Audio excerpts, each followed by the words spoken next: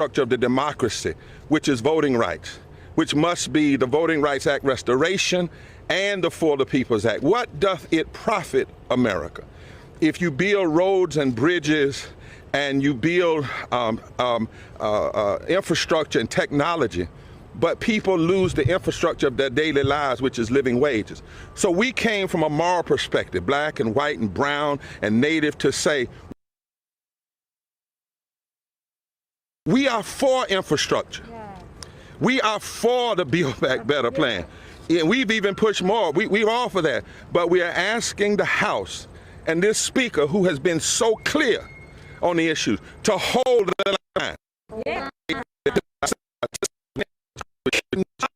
Lose a filibuster to be a modern-day form of interposition and nullification. Well, Dr. King denounced that 58 years ago at the March on Washington, interposition and nullification. Right. And we need to have all of this.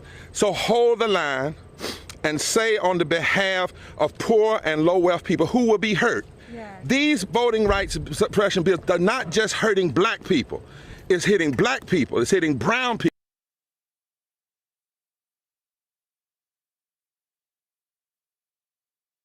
It's going to hit Asian people. It's going to hit Native people. Yeah. It's going to hit disabled people. Yeah. And they're going to hurt poor and low wealth people. Yeah. And so we saw a historic passing of the Voting Rights Restoration Act, but it can't die in the House. No. Right. We've got to have it passed in the Senate. But even with that bill, we still need for the people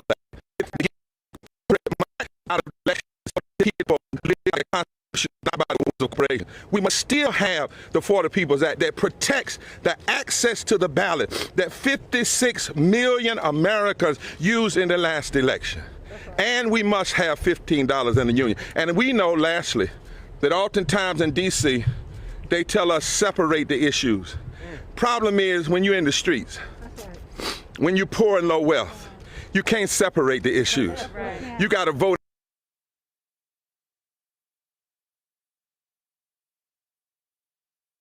Then you got to eat. Yeah, right. You need to vote and be able to pay for medicine. You need to be able to vote and afford a house. That's right.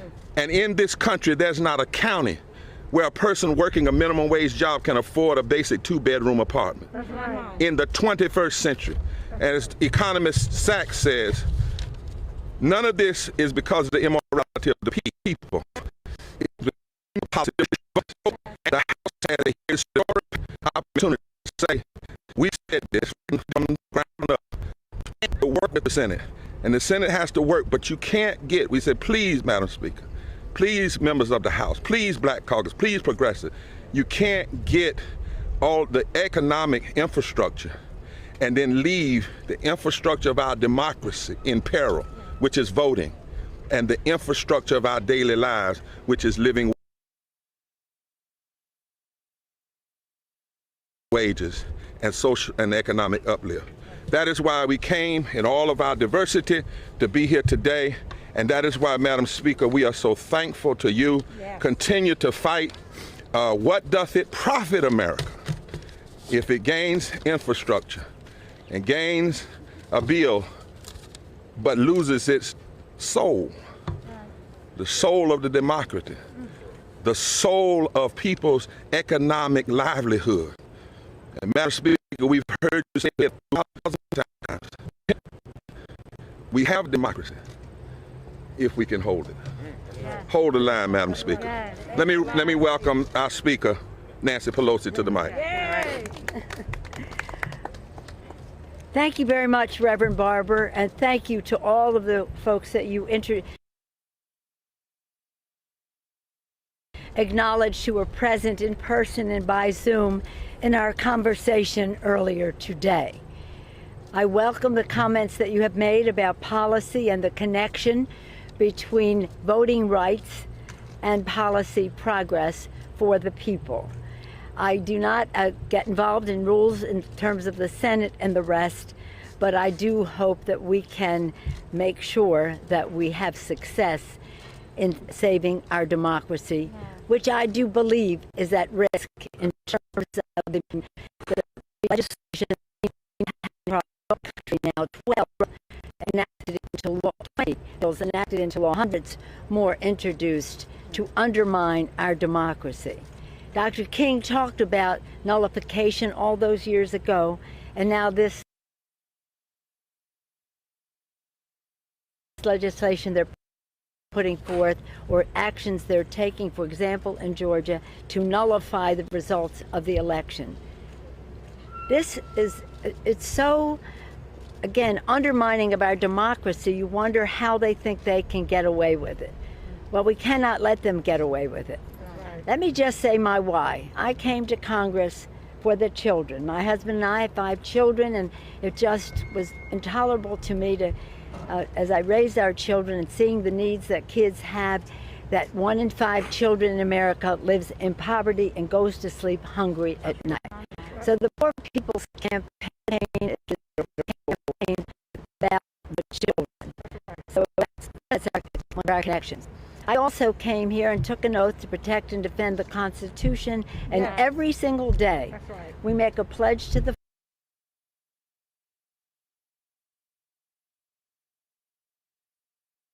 flag for liberty and justice for all. That's right. Justice is the overriding word here. And the connection between H.R. 1S1 and H.R. 4 and policy is a very direct one, as Reverend Barber said, but also as Dr. King professed and acted upon. Yeah.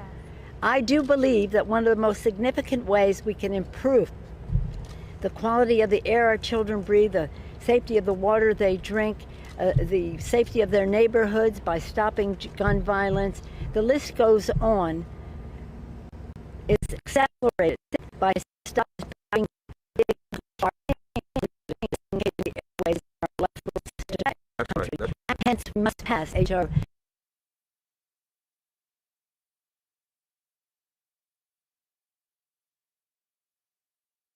S1, whatever the name they give it in the Senate. So I thank the Poor People's Campaign, because as many of you have heard me say again and again, President Lincoln said, public sentiment is everything. Yes. With it you can accomplish almost everything, without it practically nothing. But for the sentiment to prevail, people have to know. That's right. Yeah. And so I thank the campaign for making sure people know, that what the choices are we have here now are about the children. That's right. The children of America and their families have never had as much leverage in the legislative process as they have now. Thank you, President Biden, for putting forth a budget that gives the leverage, not to the rich, but we must keep that leverage. With the people who sent us here. In our appeal to the public for the people, we said we would lower the cost of health care costs by lowering the cost of prescription drugs.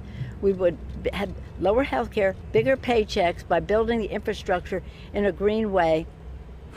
And third, that we would have cleaner government, which is essential to the 2 above. Yesterday in the House, when we passed the resolution that moved the president's budget forward, I addressed all of those 3 things. Lower costs, lower taxes, bigger paychecks, building the infrastructure in a green way to make it safer for the children. And again, when we passed later in the day the John R. Lewis Voting Rights Advancement Act, we honored our own oath of office. So we proudly stand before the Capitol of the United States, committed to our oath of office to protect and defend the Constitution and the people of the United States, respectful of our pledge that we make each day of liberty and justice for all. And we have a moment, a transformative moment, thanks to President Biden, a transformative moment to do something so big for the children, for the women, to build back better for the families of America. It's a pretty exciting time, and the next few weeks we'll focus on how we get the reconciliation bill in sync with the Senate, respectful of the approach they have to take, so that we can, again,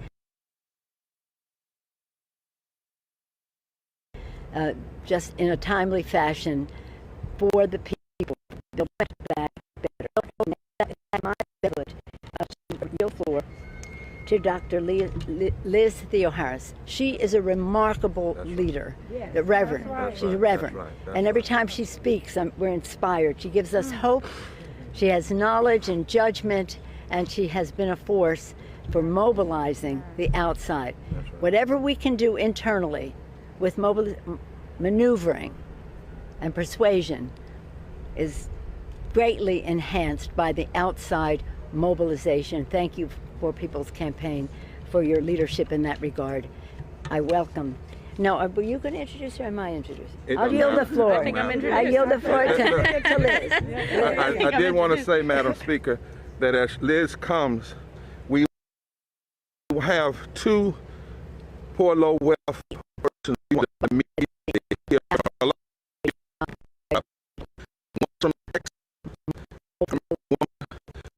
West Virginia White and a miner's daughter.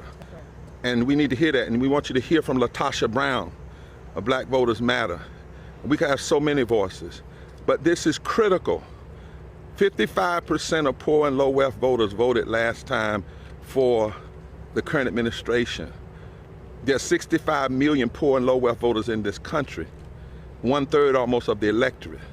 We can no longer ignore that block. So whatever we talk about has to be talked about in terms of race and class and morality, not just a limited conversation. What we see happening in this country is not just Jim Crow, it's James Crow Esquire. It's an attack on the fundamentals of this democracy across the board. And that's what we want to make sure. And then lastly, we wanted to say, Madam Speaker, our great prayer, one of our prayers, and we said this to the Speaker, she said she can't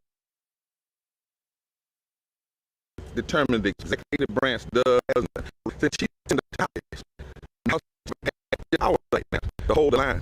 And we pray, Mr. President, because much of what we've seen in these bills, the Poor People's Campaign has pushed for that and more. But we pray that the President will also sit down with a group of diverse moral leaders, like the Speaker did this morning, and impacted people. We pray that the President will go to Texas and go to Arizona and go to West Virginia and then call up the Speaker and say, can I come to the well of the Congress? This is your FDR moment, your LBJ moment, and lay out for America these three infrastructures. That it's not about the Democratic Party surviving, the Republican Party surviving, but about America surviving. So Dr. Liz Theoharis, come on and share with us, and then if we will bring on Danita, first Pam Garrison and then Danita afterwards. Great. All right, good morning, good afternoon. It's an honor to be here. I come today as a mother. I come today as a pastor. I come today as someone who has experienced poverty and low wages and homelessness myself. I come today deeply honored to have been in an important meeting like this at such a time as this. Yeah. We are witnessing the largest attack on our democracy since the first Reconstruction after the Civil War. And what we know is that attack on our democracy impacts the 140 million people who are poor, or one healthcare crisis, one job loss, one emergency away from economic ruin, by far the most. That's right. Yeah. We see that when racist voter suppression laws are allowed to exist in states across the country, that the people that get smuggled into office because of those laws, and no, I do not say elected because it is voter suppression that allows them to be there, that those politicians then pass policies That's right. that are, as Isaiah 10 says, legislating evil. They impact women. They impact children. They impact the poor of all races. And they impoverish this great democracy that we are living in. And so we come today saying, indeed, we have to connect these issues, that we are for the John Lewis Voting Rights Restoration Act, that we are for the People Act, that we are for $15 minimum wage in a union, and we are for policies and reconciliation bills and infrastructures that lift from the bottom so that everybody can rise. Right now, we're living in a moment of opportunity when it does not have to be this way. Does not have to be. People can come together, organize together, and realize a living standard that can raise everybody up. The idea that we can't do better than this, that there is scarcity, that we can't simply afford this, is a lie. And it's a lie that hurts the 51% of kids in the richest nation in human history who go to bed at night hungry. That is wrong. And we look forward to continuing to work with any administration that is willing to build from the bottom, ensure our voting rights, and make sure that we realize economic justice right here, right now, for absolutely everyone. It is indeed my great honor now to bring up Pamela Garrison, because we will be in West Virginia organizing a moral motorcade on Senator Manchin, calling out him that he can do better, as the people have put him in office to do. So Pamela Garrison, you are an inspiration. Thank you so much for your leadership. Amen. What doth it profit America if we hold on to a filibuster and lose our children, and lose our workers, and lose our voting rights? Hello everyone, my name's Pam Garrison, and I'm Tri-Chair of the West Virginia Poor People's Campaign. I'm a low-wage worker, I'm a mother, and I'm a grandmother. And that's the reason I'm here fighting today. I don't want to leave my grandkids and my kids a democracy in name only. And the only time I hear the word filibuster is if it's against me or against the American people.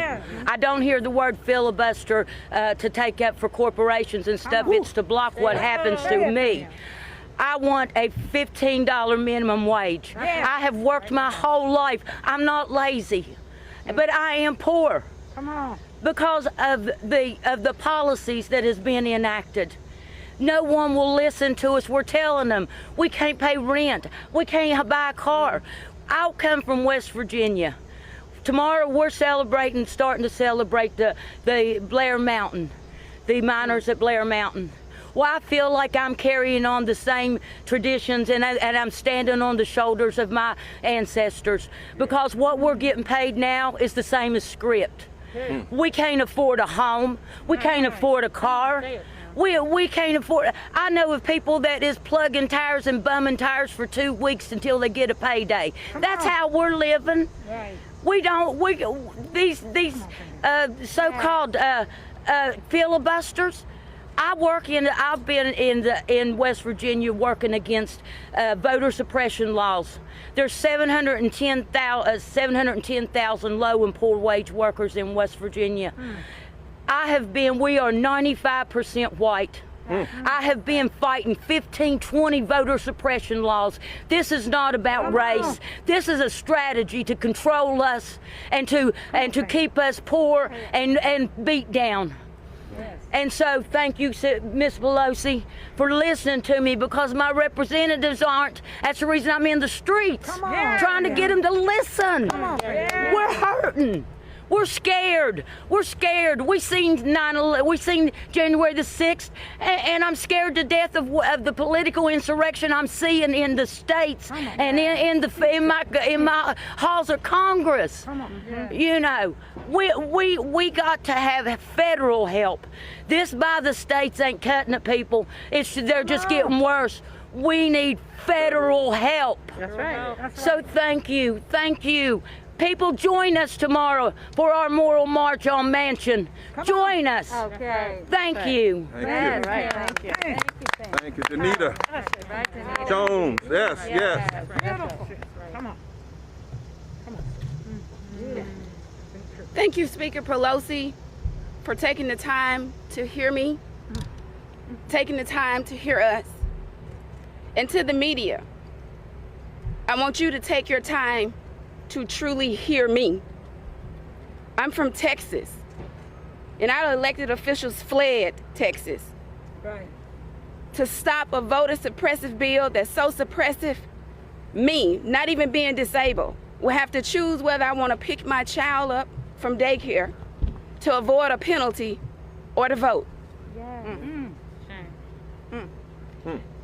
They're trying to take away our drive-through voting because it's done so well. Yes. Because it removed a lot of the snakes that are in the grass. Uh-oh. There you did. I'm here today because you all need to truly hear us. Yes. This is not for show. My life, my children's lives, and those that are Texas residents are at stake. We have elected officials that are fighting to suppress my vote, but are doing nothing for those of us who lost loved ones in our snowstorm. My God, my God. We have those who are trying to prevent us from having $15 a minimum wage, but are encouraging us to pay the energy companies that didn't provide energy Jesus. during the snowstorm. That's it. That's it. That's it. These are what the people of Texas are wanting. We don't want special session after special session to take our rights to vote. That's right. That's right. We want a special session to expand health care. That's right. That's right. We want a special session to increase the minimum wage. That's right. We want a special session to penalize the energy companies that left us out to die. Yes. But we don't get that special session because those energy companies donated to the GOP. Wow. We don't get that. Understand, Texas PPC, the PPC, we elected individuals to represent us, we, the people. I don't see this here. I applaud the Democrats that ran and fled their homes and their families to fight for my right to keep my right to vote and everyone else that's affected. That's right. But it can't stop there. Can't stop. They came here because we need federal help. That's right. That's right. That's right. Because we can't do it on the state level. That's right. They won't do it. You won't even address it. We have a governor that receives the most absolute best care after his COVID diagnosis. But I can guarantee you I won't. I can guarantee you that. We're struggling. We're tired. They want you to think that it's just the black people complaining. That's right. It is not. It's not. Because there was races of all of us for 3 days marching from Georgetown, Texas to Austin. Wow. And I can tell you as one of them, I didn't march to sit on my ass. That's right. I marched because you need to hear what's happening in the states. That's right. That's right. Not what they're telling you. Not what they're telling you. You need to hear from the people what is going on. Yeah. We can control the narrative, and we need you to do that. Do your job. Hold the line. Hold the line. Hold the line. In the house, hold the line. We're going to have LaTosha Brown, our dear fighting sister, and then Attorney Caitlin Swain is going to come, and Barbara's going to stand beside her. They're going to talk about, from a legal perspective, why we have to have all of this and not some of this. You know, we talk about we want to hear the people speak, and we do, but the people did speak. In 2020, what we had is we sent a message loud and clear that we wanted an agenda that centered people. And as a result, people came out in record numbers. And as a result of that, what we're seeing is a backlash of we're being punished because people actually participated within this democracy. And so we actually have to deal with this. We want to commend Speaker Pelosi of your leadership, of your vision, of hearing the people loud and clear. We want you to use the power the people gave you. And we're assuring her that we want you to hold the line on this infrastructure. We can't talk about physical infrastructure in this country, and we allow the democratic, the political infrastructure to collapse. And so because of that, we want you to hold the line. And if you hold the line inside the house, we got you in the streets. That's right. And so it is really important for us to recognize that this is a serious, critical moment for us. That we talk about people who show showed up to vote last year, right? We know that black women actually helped make the base of the Democratic Party. Yet 68% of black women are low-wage workers right now. And so we have to really recognize that in this moment, we gave the power to you. Use it, Madam Speaker. We've given you, maybe I'm being prophetic or something. So, but at the end of the day, what we think is really important is that we want to send a message loud and clear that we are urging you, we're urging the members of the House, we're urging all the elected officials, we're urging President Biden that we desperately need not just a physical infrastructure that would take care of the roads and the buildings when the people, right, when the people are under attack. And so in that, we're asking you to stand with the people. Use the power that the people have given you. We're actually so serious about this in a summer protest that even on this Saturday. We're going to be at the Lincoln Memorial. Come and join us at the Lincoln Memorial so that we can talk about and lift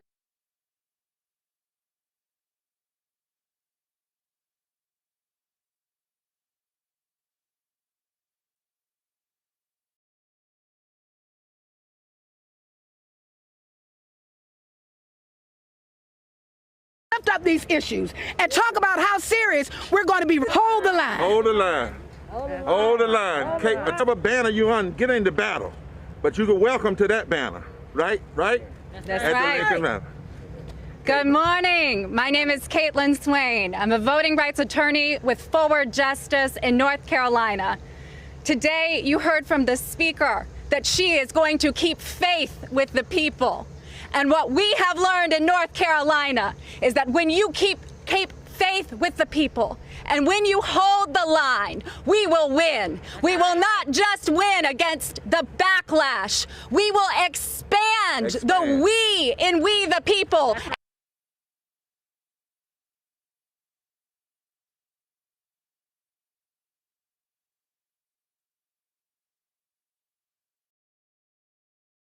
And generationally change our democracy for generations to come. I come to you today from North Carolina with good news for a change. On Monday, on just this Monday, we were proud to be the attorneys representing the Second Chance Alliance in North Carolina in their historic victory, restoring the right to vote to more than 56,000 people in the state of North Carolina who are currently on community supervision. That is a change that we know will change the South. It will change North Carolina, which will change the South, which will change the nation. But we need federal standards. We know that we can't do it state by state. We've been fighting each state. We've been filing litigation in every state that we can. But we cannot fight against what is coming at us without federal intervention. Last night, the John Lewis Voting Rights Advancement Act, Restoration Act, was passed in this House, and it was a beautiful celebration. But we cannot get complacent. We know that it is only real once it is fully passed and becomes a law, and we know that it is not enough to only have the John Lewis Voting Rights Advancement Act. We need the For the People Act, and we need every provision of it in its original form. We need the democracy restoration provisions. We need every component of the same-day registration, automatic voter registration. We cannot dilute these bills. The people have represented across this country that they are keeping faith with our Constitution, that they are keeping faith with our democracy. And now we know that this Congress can keep faith with them. Thank you very much. Thank you.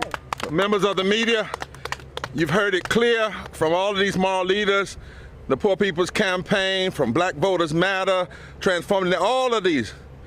Here's the agenda. Hold the line and hold it together. End the filibuster. It cannot be used as a modern-day interposition and nullification. That's right. Pass the For the People's Act fully that John Lewis wrote now.